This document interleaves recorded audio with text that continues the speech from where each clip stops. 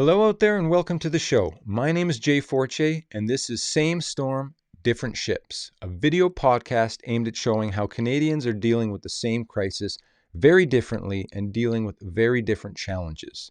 Now, I named it this because at the beginning of the crisis, all I would hear on the news was how we're all in the same boat and we're all in this together. Now, I agree that we're all in this together and that we need to pull together to get through this. But we're definitely not all in the same boat. Some of us are afloat in tiny dinghies, and some of us are sitting in yachts, and I think we all know that. So this podcast is aimed at showing how real Canadians are actually coping with COVID-19 and the measures put in place to contain it, and how that's affecting their lives and their livelihoods as well as their mental health. So we're going to talk to a grade 1 teacher. We're going to talk to a professor from SAIT. We're going to talk to some people from the entertainment industry, which has been all but wiped out. We're going to talk to a general manager from the restaurant from the downtown core here in Calgary, which has also been majorly affected, and as well as some other regular Canadians. And we're going to just talk about how this has affected them. Now, in each episode, I ask my guest a couple questions. And in today's episode, the questions I asked were, was there a specific moment when you realized COVID-19 was going to affect you in a major way? And if so, how did you feel at that moment? And the second question was, how has this affected your livelihood and your industry? So my very first guest is Kyle Tenove, who is a full-time musician and music teacher here in Calgary. So stick around and hear what he has to say.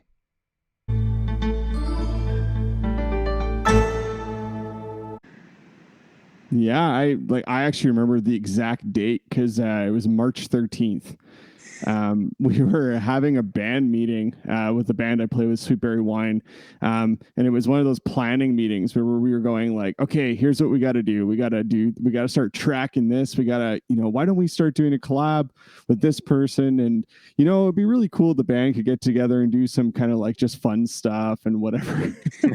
And then during the meeting, all of a sudden our phones all started ringing because we're all session players and kind of hired guns. And all of a sudden all the cancellations started rolling in. So and it was in the meeting. It was so weird. All of us just kind of going, oh, sorry, another call.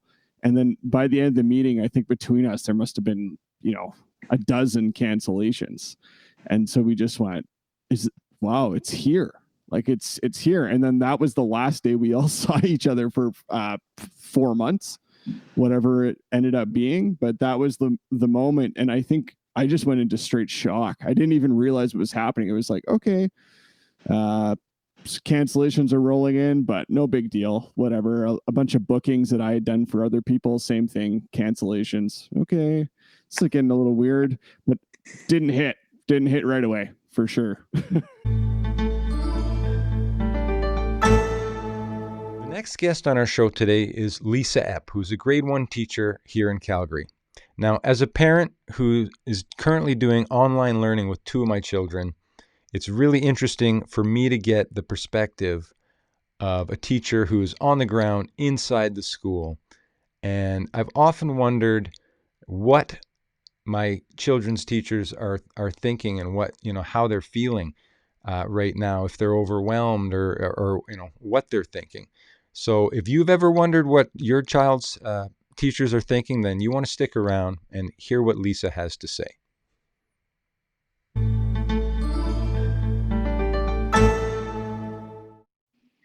I remember when the schools that the week leading up to March 13th, we were all buzzing around going, no, they're not going to close the schools. That's ridiculous. We need to function as society to keep the schools open. And we're like, okay, we just motored on. But of course, the cases were rising and then businesses were shutting down, but yet we were still going to school. And then when we got word, I believe on Sunday night, that the schools were closed, it hit me like a ton of bricks that I was like, Christ, this is really serious. They're it's global and now it's trickling down to my own personal life.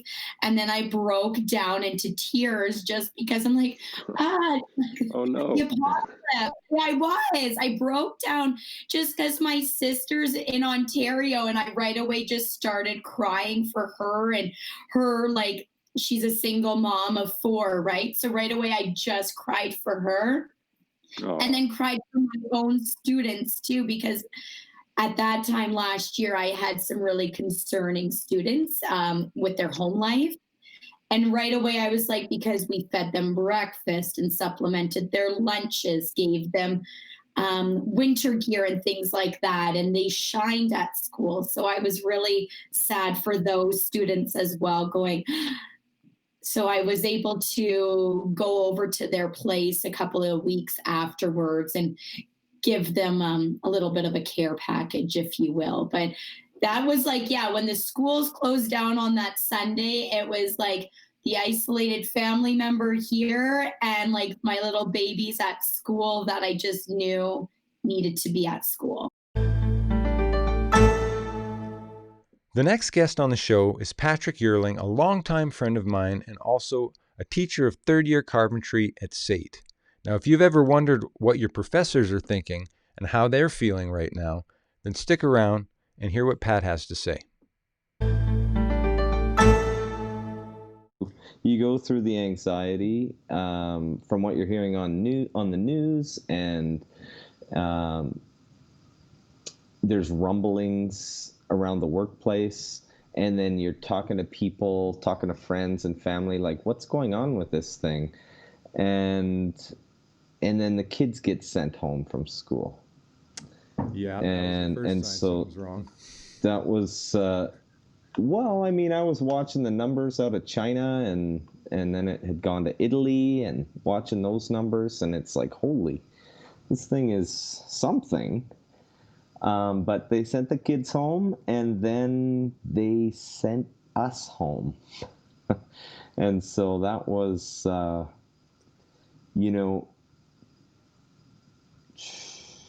was the real point in time. So we got sent home, like post-secondary institutions got kind of shut down for in-person classes. And, we had a staff meeting, and they said, okay, so we got 3 days to come up with a plan. And that should be no problem. Yeah, so, and then we're going home. So that was really the main kicker. And for me, it's like, it's very much, I have a thing about finances. Maybe it's because as a younger person, I never had any money, but it's very overwhelming for me to think about not being able to get by. It's a scary thought, yeah. Yeah. So that's a big deal. I know our government stepped in, and I, as a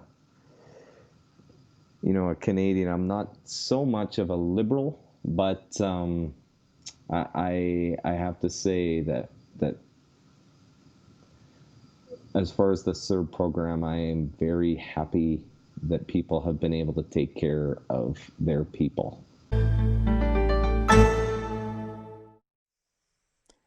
The next guest on the show is Adam Gowerlook, who is the general manager of the Bank & Baron restaurant and pub in the downtown core here in Calgary. Now, this industry has been heavily affected, and if you want to know how business is really being affected by COVID-19 and the measures put in place, then you want to stick around and hear what Adam has to say about his experience over the past year. Yeah, probably the beginning of March. We'd heard about it for a few months, but nothing had really affected us. I'd been doing lots of large group and events, but we started getting conversations from clients asking those questions. And then it was St. Patrick's Day, that we decided we wouldn't continue. So we closed on the 18th of March, and everything, all of my events, everything was canceled. So I had no business anyway. Yeah, I know how that feels. Yeah. And then downtown lost all of the business, and we stayed closed for 5.5 months. Wow. Now, most of the restaurants downtown opened up about 3 months after being closed. But we'd worked with our landlord, and he wasn't going to charge us full rent. So as long as we weren't open, he wasn't going to charge us rent. So Wow. I guess That's a decent thing to do. yeah, but I mean, he needs something and we need something. So we decided to reopen in September, and we struck a deal where it kind of shared our numbers, and he charged us a relative amount of rent, and we've been open since September 8th. And then we shut down today again. Just today, hey? I caught you, I guess, at the right time, sort of, then to ask these questions. Yeah, so we're going to try the curbside pickup and delivery programs that a lot of places are doing. I mean, that's probably the biggest switch and trend in the industry. Outside of not going out, people are ordering out. Yeah, well, I guess everybody gets tired of cooking eventually. I know I do. Yes. So, and how are you, I guess, the next question is, how are you finding it's affected, the industry as a whole? Obviously, there's no people coming out to dine now. How is the takeout industry?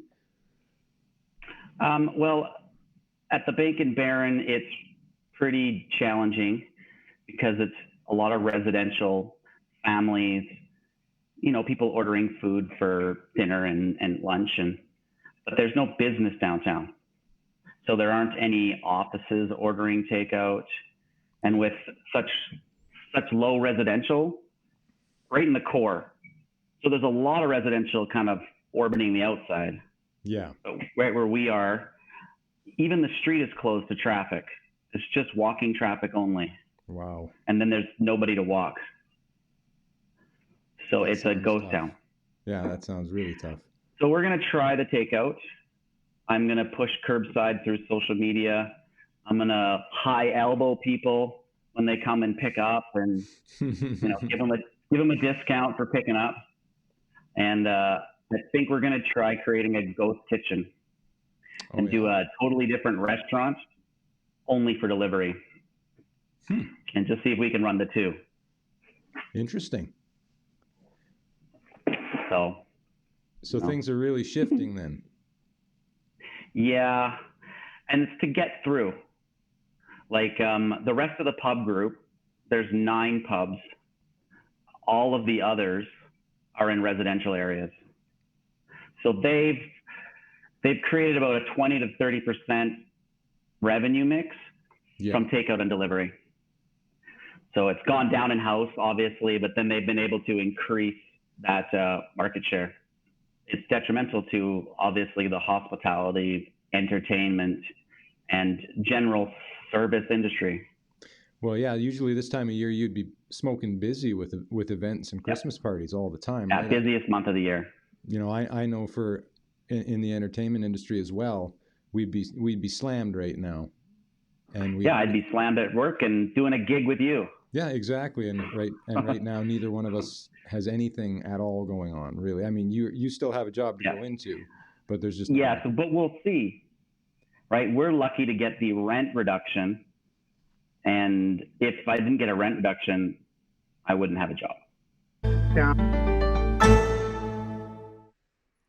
The next guest on the show is Duncan Meller, who is also a friend of mine, tradesman, fellow musician, and also a new father.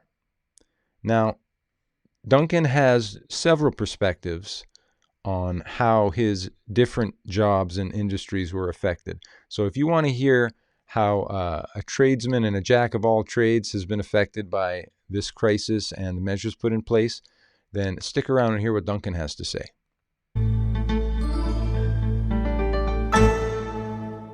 I think the day that I really felt like the dominoes started to fall, I remember we were having a family dinner, and that was the day the NBA had decided to cancel, and I think the NHL was right after it, and it kind of felt like, okay, these are big deals, like dominoes are starting to fall, but I think I didn't really sink in as personally.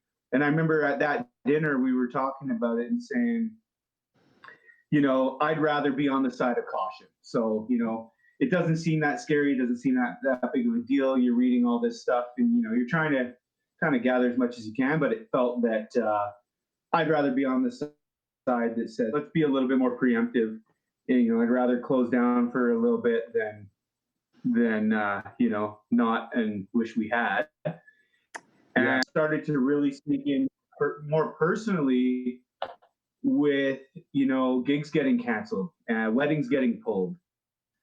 And we kept kind of thinking a couple weeks, but then, that kind of couple weeks kept getting extended and you get more calls and, we were used to all these, weddings, even as early as March they were getting pulled out. And then I think the moment of real terror for me sank in one morning at work during March when I saw this video on YouTube of people breaking into I think it was Walmart in Airdrie, and they had broad daylight and smashed the electronics department.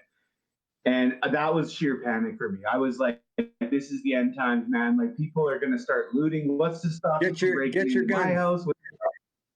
It's like that self-fulfilled prophecy where all of a sudden everybody thinks the world's ending, and like that, you're not going to, if people, you start to think about your own safety and your own concern. And that was really where, okay, shit, pardon my language, but, it's getting real.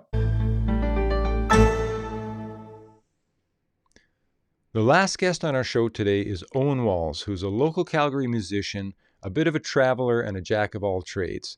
Now, if you want to see how COVID-19 has affected 20-somethings and how they're coping with the crisis, then stick around and hear what Owen has to say.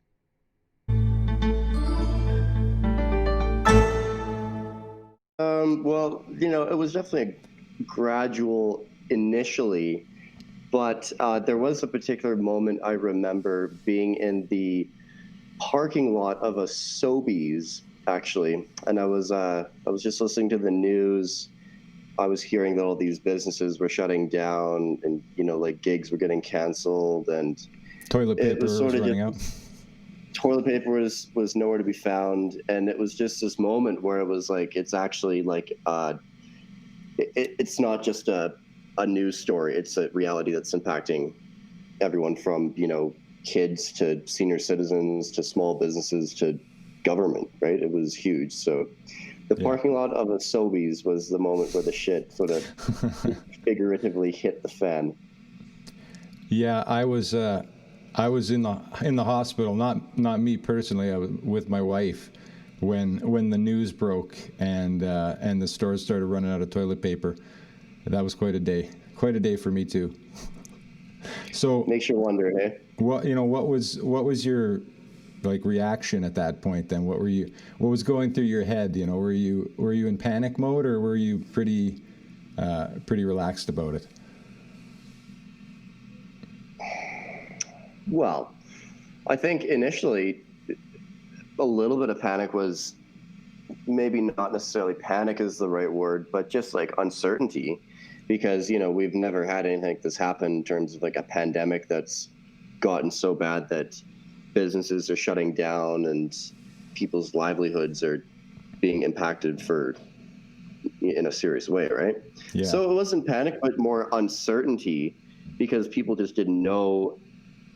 And then, you sort of had to just kind of take it day by day, but it was never like a terrifying thing. Like I thought it was going to be like the Black Plague or something like that. Like, it was serious enough to warrant, concern, but not enough where you should be locking yourself in the bathroom, like still carry on with your life, but responsibly. Yeah. So you weren't like going to Cabela's and stocking up on ammo or canned goods or anything like that? Yeah, Twinkies and ammo were the big two. Twinkies will never, sure. they'll never go bad. It's not even food. Stockpile it in the room. It's going to be there for the next 50 years.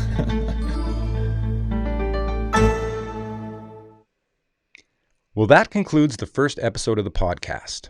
You got a front row seat to the entertainment industry apocalypse. You got to hear how a first grade teacher reacted to hearing that the schools were shutting down and students were going home. And you got to hear how the restaurant industry is actually coping with the measures put in place to contain COVID-19.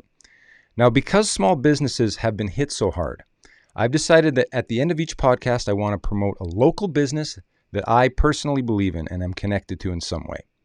And the first one that I've chosen is called the beeskneesalberta.com. What this is beeswax food wraps. It's an alternative to plastics, foils, and Tupperware. I'm going to go to screen share mode and show you their website right now.